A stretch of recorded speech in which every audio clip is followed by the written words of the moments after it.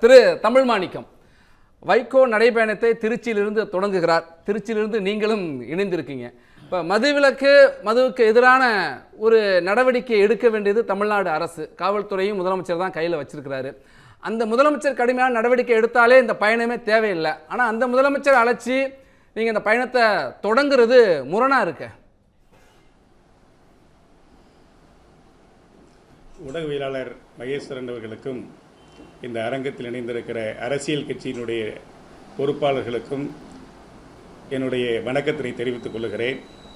மறுமலர்ச்சி திராவிட முன்னேற்ற கழகத்தின் பொதுச் செயலாளர் தலைவர் வைகோ அவர்கள் ஜனவரி 2ஆம் தேதி தீரர்கள் கோட்டம் திருச்சி உழவர் சந்தையிலே சமத்துவ நடைபயணம் என்கிற பெயரிலே அது அறிவிக்கப்பட்டு அந்த நடைபயணத்தை அவர்கள் மேற்கொண்டு ஜனவரி 12ஆம் தேதி மாடக்கூடல் மதுரை மாநகரத்திலே நிறைவு செய்கிறார்கள்.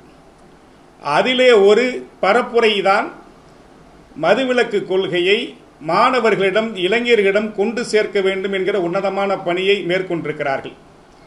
இதை தமிழ்நாடு முதலமைச்சர், மாட்சிமை தாங்கிய முதலமைச்சர் தளபதி ஸ்டாலின் அவர்கள் இந்த நடைபயணத்தை தொடங்கி வைக்கிறார்கள். நான் உங்களுக்கு தெரிவிக்க விரும்புவதெல்லாம், தலைவர் வைகோ அவர்கள் இது முதல் நடைபயணமாக நடக்கவில்லை. அவர்கள் திராவிட முன்னேற்ற கழகத்தில் இருந்த காலத்திலேயே கிட்டத்தட்ட 1984 108 திவ்ய பிரதேசங்கள் என்று சொல்லக்கூடிய தென் திருப்போரை அந்த பெருமாள் கோயிலில் இருந்து அங்கே நகைகள் எல்லாம் திருடப்பட்டது. இது வேலூர் இப்ராஹிம் எல்லாம் தெரிந்து கொள்ள வேண்டும். தென் திருப்போரையில் நகைகள் திருடப்பட்டது என்று திராவிட முன்னேற்ற கழகத்தில் தலைவர் வைகோ இருந்த காலத்திலேயே அங்கிருந்து அவர்கள் நடைபயணத்தை மேற்கொண்டு திருநெல்வேலிக்கு வந்தார்கள். அதிலே தொடங்கி 94 எழுச்சி நடைபயணம், 94க்கு பிறகு அவர்கள் 96 பூம்புகாரில் இருந்து கல்லணைக்கு எல்லாருமே பேசுறதுக்காக 8வது நடைபயணம். ஒரு நடைபயணமும் ஆட்சிக்கு எதிராக நடந்திருக்காரு, மதுவிலக்குக்கு நடந்திருக்காரு, காவிரி பிரச்சனைக்கு நடந்திருக்காரு, மீத்தேனுக்கு விழிப்புணர்வு பிரச்சாரம் போயிருக்காரு. இன்றைக்கு இந்த நடைபயணம் இருக்குல்ல, எந்த நோக்கத்தின் அடிப்படையில்? மிக முக்கியமா 10வது நடைபயணம், மிக முக்கியமாக 10வது நடைபயணம். இந்த நடைபயணத்தில் ஒரு 82 வயது பெரியவர், இன்றைக்கு திராவிட பேரியக்க வரலாற்றில் அரசியலமைப்பில் இன்றைக்கு பெரிய தலைவராக இருக்கக்கூடிய தலைவர் வைகோ அதை முன்னெடுத்திருக்கிறார்கள். உண்மையாக சொல்ல போனால் மறுமலர்ச்சி திராவிட முன்னேற்ற கழகத்தில் இருக்கக்கூடிய எங்கள் முதன்மை செயலாளர் துரை வைகோ உட்பட தமிழ்நாட்டில் கண்விழிக்காத கிராமங்களில் இருக்கக்கூடிய மறுமலர்ச்சி திராவிட முன்னேற்ற கழகத்தில் தோழர்கள் எல்லாம் நாங்கள் எவ்வளவோ மாவட்ட செயலாளர் கூட்டத்திலே தடுத்தோம். இது வேண்டாம், உங்களுடைய வயது, உங்களுடைய உடல் நலன், இதை கருத்தில் கொண்டு நீங்கள் வேண்டாம் என்று சொன்னபோது ஒன்றை மட்டும் அவர் சொன்னார்கள். என் தாய் மாரியம்மாள் 100 வயதிலே மதுக்கடைகளை எதிர்த்து போராட்டம் நடத்தினார்கள். ஒரு தியாகம் செய்த குடும்பம். நான் இன்றைக்கு போவது என்னுடைய வாழ்நாளில் இன்றைக்கு என்னுடைய பேர பிள்ளைகளை ஒத்த பிள்ளைகள், கல்லூரியில் இருக்கக்கூடிய மாணவர்களுக்கு நாங்கள் படிக்கிற போது எந்த ஜாதின்னு தெரியாது. இன்றைக்கு பச்சை கயிறு, மஞ்சள் கயிறு என்று, ஊதா கயிறு என்று கட்டிக்கொண்டு கலவரத்தில் ஈடுபடுகிறார்கள். ஆகவே என் பேர பிள்ளைகள் ஒத்த இந்த மாணவ செல்வங்களிடம் நான் கருத்து பரப்புரை செய்ய வேண்டும். அதை போல போதை என்று சொல்லுகிற போது மது மட்டும் கிடையாது, கஞ்சாவில் இருந்து அதை போல இன்னும் என்னென்ன பவுடர்கள் எல்லாம் வந்திருக்கிறது. இதையெல்லாம் மிக சங்கடமாக இருக்கிறது. பெண் பிள்ளைகளும் பயன்படுத்த தெரிந்திருக்கிறார்கள். ஆகவே இதை அவர்களிடம் நான் கொண்டு சேர்க்க வேண்டும் என்கிற நடைபயணம் தான் இந்த நடைபயணம். நான் இன்னொன்றையும் குறிப்பிட்டு சொல்லுகிறேன். இங்கே இருக்கக்கூடிய அரசியல் கட்சி, அது பாரதிய ஜனதா கட்சியாக இருந்தாலும், அண்ணன் தனியரசுவாக இருந்தாலும், வரப்போகின்ற நம்முடைய தமிழ்நாடு அரசியல் கட்சியினுடைய தலைவியாக இருந்தாலும், எல்லோருக்கும் ஒரு பொறுப்பு இருக்கிறது. இது இவர் காரணம் அவர் காரணம் என்று சொல்ல அண்ணன் தனியரசு அழகா கோட் பண்ணார். வேலூர் இப்ராஹிம் தமிழ்நாட்டிலே போராட்டம் நடத்துகிறாரே மதுக்கடைகளை எதிர்த்து, நியாயம், வரவேற்கிறோம்.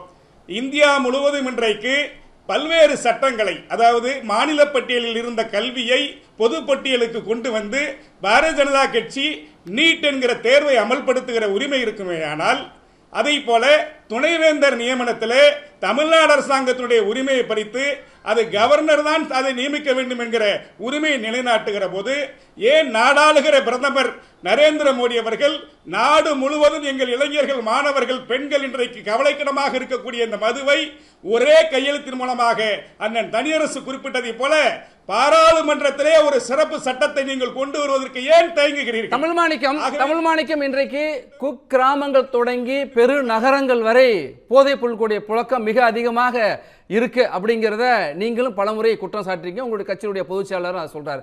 அவர் தான் இந்த நடைபயணத்தையும் அதில் ஒரு மிக முக்கியமான பிரச்சாரமாக முன்னெடுக்கிறார். இப்போ 4.5 ஆண்டுகாலம் ஆகியும் போதைப் பொருட்களுடைய புழக்கம் அதிகமாக இருக்கு, பெண்கள் குழந்தைகளுக்கு எதிரான வன்கொடுமை அதிகமாக இருக்கு, நிறைய எஸ்சி எஸ்டிக்கு எதிரான வன்கொடுமை அதிகமாக இருக்கலாம் தொடர்ந்து குற்றச்சாட்டுகள். இது நான் சொல்லலை, தேசிய குற்ற ஆவண காப்பகம் சொல்லுது, அதனுடைய புள்ளி விவரம் சொல்லுது. அப்போ இங்கே ஆட்சி நடத்துகிறவங்க நிர்வாக சீர்கேடு, நிர்வாக திறமையின்மையோட இருக்கிறாங்க தான் அதை வெளிப்படுத்துது. அதை சுட்டிக்காட்டி தான் உங்கள் பொதுச்செயலாளர் இப்போ நடைபயணம் மேற்கொள்கிறாரா? இல்லை இல்லை இல்லை. இன்னும் சொல்லப்போனால் இங்கே திராவிட மாடல் அரசாங்கத்தை நடத்துகிற மாட்சிமிதாங்கிய முதலமைச்சர் தளபதிகள் கண்ணூருக்கும் பாராது கடமையாற்றுகிற அரசாங்கத்தை நல்லாட்சி நடத்தி கொண்டிருக்கிறார். இதை மறுப்பதற்கில்லை. இன்னும் சொல்லப்போனால் நீங்கள் ஊடகவியலாளருக்கு நன்றாக தெரியும், தமிழ்நாட்டை விட இந்த அந்த ஆவண காப்பகங்கள்லாம் நீங்கள் நிறைய புள்ளி விவரங்களை பாருங்கள்.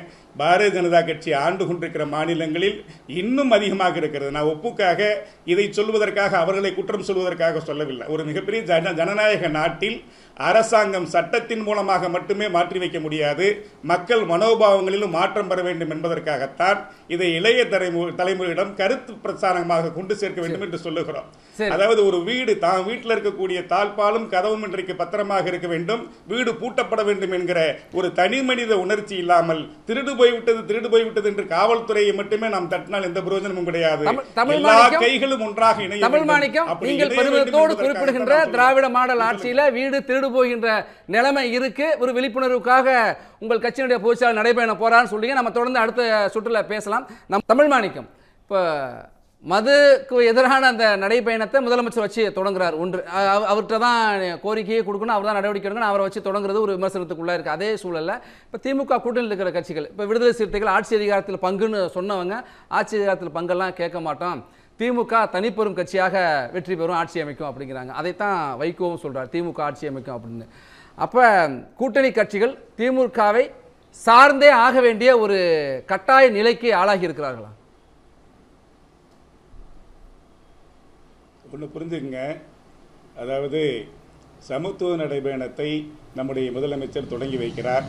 அதில் மதுவுக்கு எதிரான அதை போல விழிப்புணர்ச்சியை இளைஞர்களிடம் நாம் ஏற்படுத்துகிறது அந்த நடைபயணம் ஒன்று. ரெண்டாவது, நீங்கள் கேட்குற கேள்வி திராவிட முன்னேற்ற கழகத்தை எல்லாம் சீட்டு இதெல்லாம் உட்பட்டு நீங்கள் அவங்க சொல்கிறத கேட்டுக்கிட்டு சார்ந்து இருக்கீங்களான்னு கேட்குறீங்க. கிடையாது. இந்த நாட்டுக்கு வருகிற ஆபத்து, பாரதிய ஜனதா கட்சி இன்றைக்கு எஸ்ஐஆர்னு சொல்லி பீகாரில் இன்றைக்கு என்ன பெரிய சாதனை என்று சொல்லுகிறார்கள். 80 தொகுதிக்கு மேலே 400 ஓட்டில் ஜெயிச்சிருக்காங்க. இது எப்படி நடந்திருக்குங்கிறது ஊடகவியலாளர் உங்கள் பார்வைக்கு விட்டு விடுகிறேன். தமிழ்நாட்டில் அப்படி ஒரு நிலைமை ஏற்படுத்திடலாம்னு நினைக்கிறாங்க. இங்கே எங்கள் தாய்மொழி தமிழை புறம் தள்ளி விட வேண்டும் நினைக்கிறாங்க. பீகார் எலெக்ஷன்ல ஒரு வாக்குச்சாவடியில் கூட ஒரு அங்கீகரிக்கப்பட்ட கட்சி கூட ஒரு வேட்பாளர் கூட எங்களுடைய வாக்கு இல்லைன்னு போராட்டமே நடத்தல. இதுவரைக்கும் பீகார் வரலாற்றிலே மிக அமைதியாக நடைபெற்ற ஒரு தேர்தல் அங்கே நடந்திருக்கு.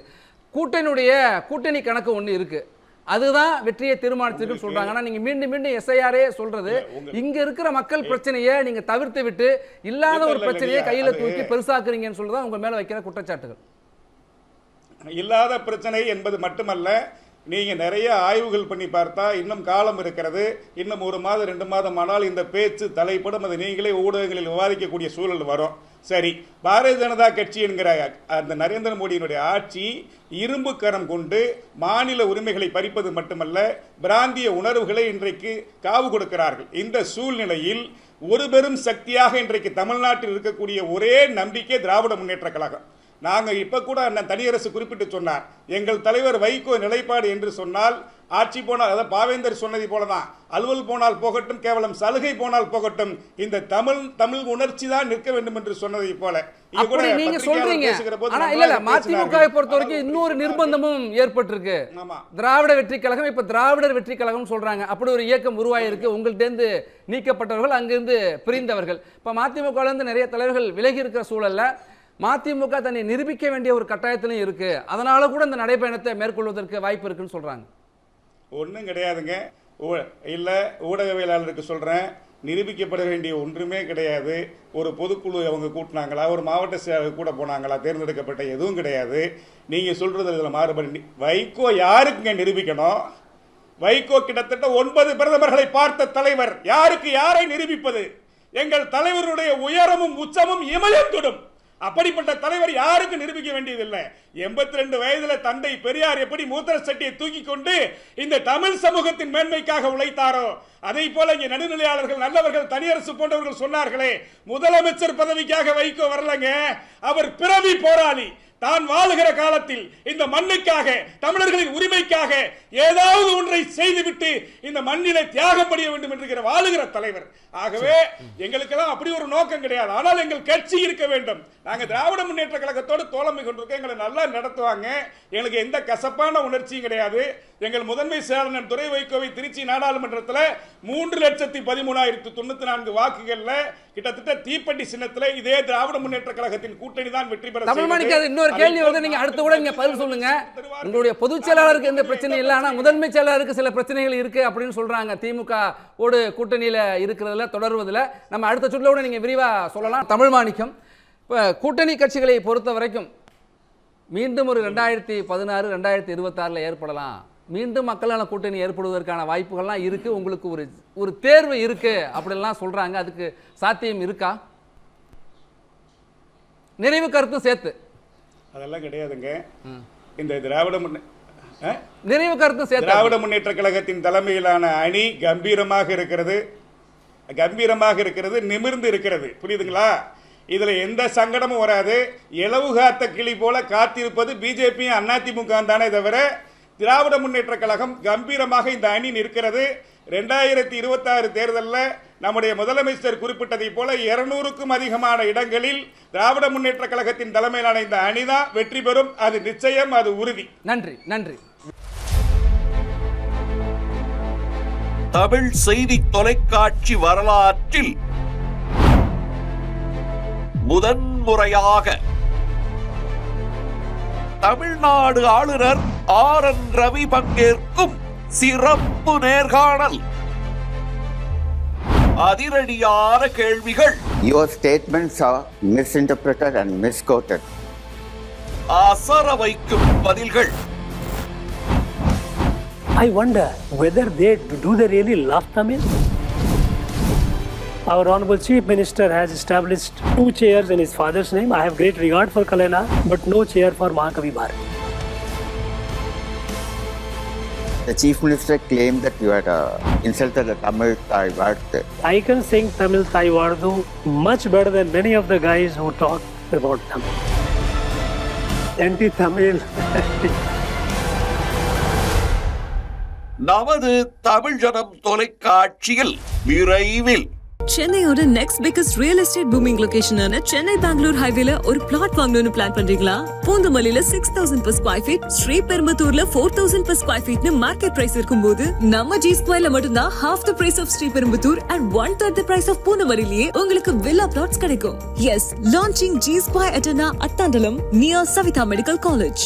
Early bird price of villa plots வெறும் 1,790 per square feet. அதுவும் for first 15 bookings only. For bookings call 8939750009.